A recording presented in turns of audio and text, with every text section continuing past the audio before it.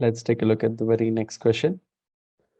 A student rubs one side of an inflated balloon on her hair. This side of the balloon becomes positively charged. Explain this. As the student rubs a part of the or a side of the inflated balloon on her hair, this transfers negatively charged particles, also known as electrons, from the balloon onto the hair. And since the balloon loses electrons, it becomes positively charged. It loses electrons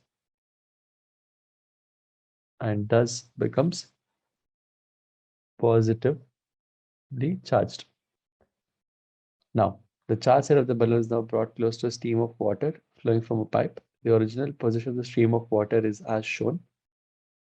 On figure, write boxes to indicate how each side of the stream of water is electrically charged. Choose your answer in each case.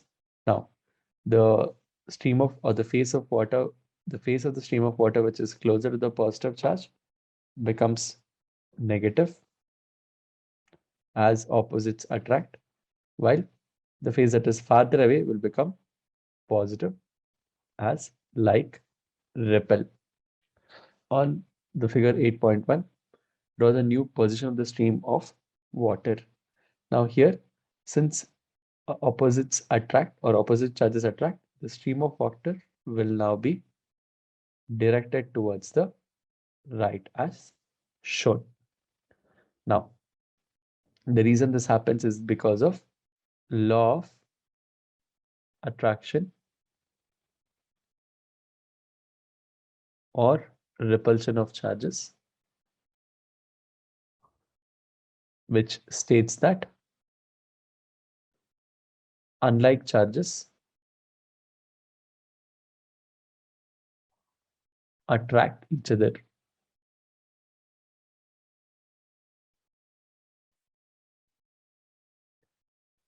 While like charges repel each other. Now,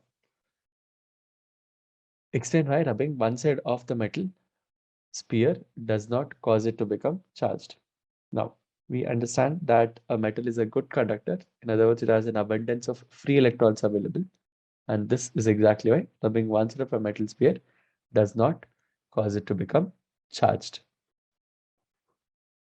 So free electrons is the keyword to this answer.